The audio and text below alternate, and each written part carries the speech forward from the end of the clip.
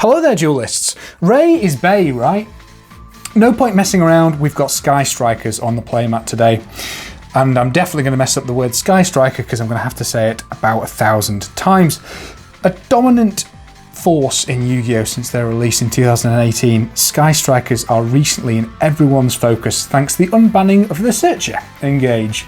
So everyone has broken out the sword-wielding child to have another go with them, including me. No one's going to watch this as there are thousands of profiles right now, but screw the algorithm. I'm not doing this for the views. I'm doing this for the draw one engage.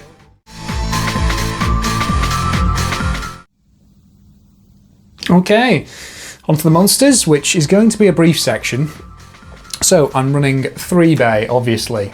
So Sky Striker, Ace Rays, this is cornerstone of the entire deck. Tribute it to special summon one of the Sky Striker Link monsters, and if it's in the graveyard and your opponent removes one of your Sky Striker Link monsters, you can special summon it back. I am not running Roze, so there's a number of reasons for this. One, it's a $40 card at the time of recording, and I just don't think it's worth that. The other is, you kind of only really want to see one monster, and you only want to see Raye. Everything else is kind of superfluous. So if you've got 2 ways to get into Raye, that second Raye is kind of useless. So I think that it probably makes this deck less consistent, but it also means that you're making more use of the cards that you've got. So maybe a higher ceiling, less consistent higher ceiling could be the way that you describe it. And from there, we're running a bunch of hand traps. So we're running 3 Ash Blossom and Joyous Spring. It's just kind of the most generic, hits all. And I get that a lot of people just dash it in. You could easily replace a load of these, your Drolls, Artifact Lancier. There's just a number of different options, especially for format dependent hand traps, I suppose. From there, I'm running 3 Ghost Belle Haunted Mansion. Again, you could replace this with DD Crow if you prefer that, or Skullmeister. I'm not really sure that Skullmeister is better than Ghost Belle or DD Crow. In my opinion, it's a bit worse. But again, it's up to personal take. We're running 3 Effect Veiler, which you do need to run at least 1 Effect Veiler. I'd recommend at least 2, just because it kind of feels like the right zone. But again, you can replace this with Infinite Impermanence should you want to do so. And then finally, running the 1 Dinowrestler Pankratops. So again, this, you can, obviously for going second, that's really good because you can just splash it out. It gets rid of itself from the main monster zone, but you can also use it, past that, because most of the time you're only going to have 1 monster on board and your opponent's likely to have more than that. So it's not just dead after, kind of like your first turn.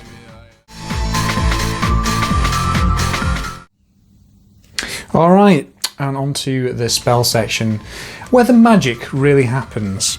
So we've got 3 Sky Striker Airspace. So I think some people are cutting this down to 2. I think it's just a generally really good card. It gets your plays going. You could almost consider it kind of like a pot of duality in essence. Again, I think if you whiff, then that can be a bit sad. But right, I'll actually explain the effect and we can do it. But even though most people, who doesn't know what Airspace does? Anyway, right, so you target one other card you control, excavate the top 3. If you hit a Sky Striker card, you can add that to your hand and then send the card that you've that you targeted to the graveyard, which has a number of different applications. And then if it itself is sent to the graveyard by a card effect, you can special summon a Sky Striker monster from your deck. So again, there's a number of different ways of utilising this, and I think both of them are useful. So I'm running it at 3. From there, we're running the 3 Sky Striker Mecha Widow Anchor. So each of the Sky Striker other spells have kind of an alternate effect when you've got 3 or more spell cards in the graveyard. So Widow Anchor can negate a monster's effect, and then if you have 3 or more, then you can steal the monster. You have to negate in order to steal the monster. Again, all of the kind of Sky Striker spells can only be activated if you control no monsters in the main monster zone. So you got, I suppose, a bit wary, but the whole deck's based around that. From there, playing a couple of 2-ofs, so playing 2 Afterburners and 2 Shark Cannon. So Shark Cannon is basically kind of like a DD Crow-esque. You can target 1 monster in your opponent's graveyard and then banish it, and its alternate is that you can special summon that card to your field, which can be really useful in kind of cleaning up. From there we've got Afterburners, so target one face-up monster, which I always forget. It's got to be face-up and destroy it, and if you've got 3 or more, then you can also destroy a spell or trap card on the field. From there, running a few that I think most people aren't running, I think, but I quite like the versatility. So I'm running 1 Hercules base, 1 Jamming Wave, and 1 Eagle Booster. So Eagle Booster prevents your monster from being, it's unaffected by card effects, except its own, and if you've got 3 or more, its alternate is that you can't be destroyed by battle. It's okay. I think it's probably a follow-up card rather than an essential card to your plays. The same with Jamming Wave. You can target a set spell trap card, and again, that's one that I kind of mostly forget, which definitely makes it less versatile. And destroy it, and if you've got 3 or more, you can destroy a monster on the field as well. And then Hercules Base is an equip spell, which it can make the monster attack directly, and then it can also attack twice on monsters. If you've got 3 or more, then if you destroy a monster, then you draw a card. Those rarely come up. What you're really using it for is if it's sent to the graveyard by a card effect, you can shuffle 3 Sky Striker monsters from the graveyard back into the deck, and that's kind of the recycle, and I quite like having that option. So once you've burnt out, and there's some extra deck cards that you're only running 1 of, or you want to see more than just 3 times, and Hercules Base kind of gives you those legs. From there we've got the classics. We've got 1 Hornet Drone, 1 multi-roll, and then finally the 1 Engage recently back. So Hornet Drones, who's not seen Hornet Drones? It was rampant and is limited for a reason. Controlling a monster, special summon a token, a warrior token in defense position. If you've got 3 or more, then it gains 1500 attack, which is absolute garbage. But it's a great play starter. It's basically another Raye. From there, we've got multi-roll, so you can send a card on your field to the graveyard to make your Sky Striker spells uninterruptible, and then you can set Sky Striker cards from your graveyard to your field up to the number of Sky Striker cards you've activated that turn, and they're banished when they leave the field. And again, multi-roll is just an absolutely incredible card, and I kind of see why it's not why it's not banned, and I don't think it's as good judgment, which is the kind of thing that most people liken it to. I think the lesson they learnt with multi-roll was don't just make it spells, make it Sky Striker spells, because I think you do get obvious pluses from it, but you don't get as many pluses as the judgment does. And then obviously you've got Engage, control the monsters, add a Sky Striker card. Again, the fact that it's just cards means that it's another version of Raye. And then if you control 3 or more, then you get to draw a card, which is obviously an incredible advantage accrusion engine. And we've got multiple ways of recycling the Engage. I think try not to multi-roll the Engage, because then it's going to get banished and there's absolutely no way of getting it back. It would have been nice, for kind of like a Spellbook of Eternity where you could get something back from the banished zone, but I can understand why that's not the case. From there, we've kind of got our, other spells. So we're running 3 Foolish Burial Goods, and I get that some people are only running 2. You can only activate 1 per turn, but being able to dump any spell is incredibly versatile in this deck. You've got ways of drawing cards, so it can be just an upstart if you want it, or it can be a dump, your Engage or any other, spell that you might want to sell multi-roll. It's just super versatile, and if you've got it on the fit, and you don't want to use it, you can potentially use, Airspace to send to the graveyard and change it. And I just think you're foolish not to run 3. There you go. And from there, I'm running a card that I suppose most people probably won't be running, but I'm running 2 Book of Moon. And again, this could be a number of other things. I think Forbidden Chalice would be one that I definitely, kind of easily accept swapping this for. But I think that Book of Moon's a versatile spell card that can, be good if you're going first. You can set it as a disruption. You can also be good at kind of baiting out negates and stuff like that. It's just a versatile card, and I think it warrants a place. It's also a spell card, so it just puts numbers in grave. From there, we've kind of got our drawing, I suppose, so our draw card. So I'm running 2 Pot of Desires, and I think that again you could easily warrant bumping this up to 3. Maybe cutting the Book of Moon and adding another Desires might be worth the while. It's painful to banish your one-offs, because you're running quite a few one-offs, and that can really scuff up kind of your end games. But I think it's definitely worthwhile, and I think it's probably the best. I don't think there's another pot that you could really run in replacement for this. So I think Desires is kind of your kind of best pot for draw power. And from there, I'm running the one Metal Foes Fusion, the one Upstart Goblin, and the one Day of Peace, which unfortunately is the only common card. I haven't got an Astral Pack or whatever it is version of it. So yeah, so Upstart Goblin just puts a name on board. Same with Metal Foes Fusion. If you draw, everyone just draws the Metal Foes Fusion. I don't know what's about Metal Foes Fusion, just drawing it constantly. But you've got ways of kind of getting it back into the graveyard and then, kind of recycling. One Day of Peace, I think,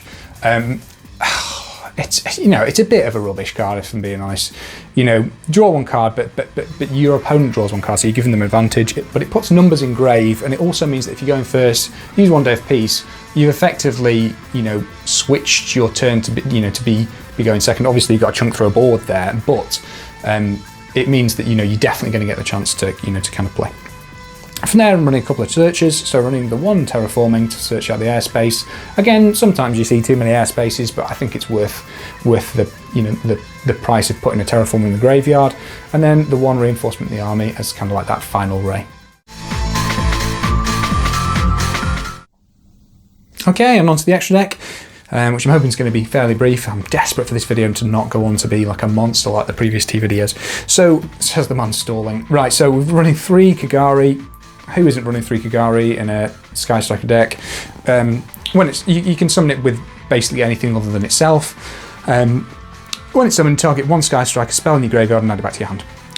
It gains 100 attack for each spell card in your graveyard, and you can only summon it once per turn. Each of the Sky Strikers have that, kind of once per turn summon clause on them, because otherwise it would be incredibly good. This is the way that you're really recycling your engage and getting advantage. Shizuku, again, it's at 3. I can't believe that this really hasn't had, I think it's had a rarity bump reprint, but it's not really had an easy access reprint like Kagari has. But Shizuku is very similar to Kagari, and arguably, those two are the center of the kind of deck, really. So again, summoned with anything other in itself. Your opponent's monsters lose 100 attack for each spell and trap card in the graveyard, so kind of a flip reverse for Kagari. And then during the end phase, if you summon this turn, you can add a Sky Striker spell card from your deck to your hand where you don't have one of those in your graveyard. From there, I'm running 3 Hayate, and again, I think I could definitely see an argument for running less than that, but I really want to be able to run through my play as many times as I need to in order to kind of secure a victory. And I think that reducing the number of Hayates, means that sometimes you have to compromise on the plays that you want to make. So interestingly, this one doesn't have a 100 something for each spell card, but it's one of the ways that we're really kind of making sure that our game plan gets set up. So it can attack directly, and then if it battles, you can send a Sky Striker card from your deck to your graveyard. From there, we're running a couple of one-offs. So we're running 1 Kayan, 1 Zeki, and I've also got the Sky Striker token, because why not? Why not? That fits in the extra deck, surely. So, right, we'll go for Kayan first. There's the link ones, get those out of the way. So, if it's summoned, you can target a monster your opponent controls, and it can't attack until the end of your opponent's next turn, which is, again, garbage. And then each time you activate a Sky Striker spell card, so not just a spell card, you gain 100 life points, which can be good, for kind of like time and stuff like that, but I really don't like building decks for time. I think the reason I'm running it is because sometimes you need to cycle into something other than the monster that you're, so if you're on a Kagari at the end of your turn for whatever reason, you want to go straight back into Kagari, but you can't go Kagari into Kagari, so you need to go to something else instead, and that's where kind of comes up. So, Zek, whatever, the Link 2. So Link 2 is it's basically for getting rid of monsters that you nick from your opponent. It can have, reasonable application, so you can banish a face-up monster until your opponent's next end phase, and you can also send a card to the graveyard to make it gain 1,000 attack points. So it's okay, and again, it's kind of one of those cards where you kind of, if you're stealing a monster or something like that, you want to be able to get rid of it in order to use your spells which require main deck space.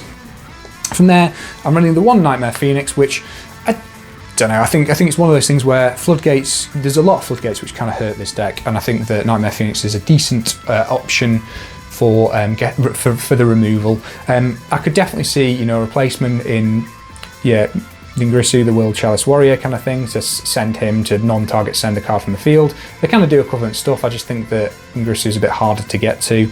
And from there, we're playing the Kriston Halfrabrax, Selene, and Access Code Talker engine. So, you know, your Kriston Halfrabrax summons your Effect Veiler, you go into Selene, Selene summons back the Effect Veiler, and you go into Access Code Talker, which is a 5300 attack monster that can pop a number of cards on the field. Obviously, this engine is ridiculously expensive for what it actually is. I think the first time I spoke about Access Code Talker, I said it was okay, and now it's obviously incredibly busted. I think for a few cards that you could kind of change up if you wanted to, you know, you've kind of got Topologic, you know, Bomber Dragon and Borrelsword Dragon, and again, they're kind of, you know, cards that are definitely not as good, and you're not going to win as many games by taking this engine out, but I can understand that it's silly expensive. So, as kind of previously stated, you know, I'm not playing Roze. I generally don't think it's a bad card, but I really think that the way to play, you know, Sky Strikers is just to see that one monster and everything else being kind of like your surrounding engine. You know, everything else is kind of superfluous. So Sky Strikers, you know, have a good time kind of grinding out wins, but they can find, you know, some boards difficult nuts to crack if your opponent kind of knows how you break them. And going first, you know, tends to just be Widow Anchor Pass, which can be a little bit slow, shall we say. Still, Sky Strikers are hugely powerful, and I think they'll, you know, kind of be in competitive play for, you know, a few years to come. I can't see them going anywhere. So, for relevance, it's a 4. Like most control decks, the interest, you know, from playing the deck comes from picking the points to disrupt your opponent, and, you know, kind of building your deck to counter as many options as you might see as possible. You know, the plays are fairly well known now, so I think that, you know, kind of that ceiling for innovation is pretty much reached. So with that said, it's a 3 for the fun factor. What I will say is this deck is not cheap, and I am not running some of the, you know, the going second cards that are hugely expensive at the moment. I've estimated about $450 for this version of the deck. I think the main problem being that the deck is, you know, popular, and some of the parts of it just haven't been reprinted.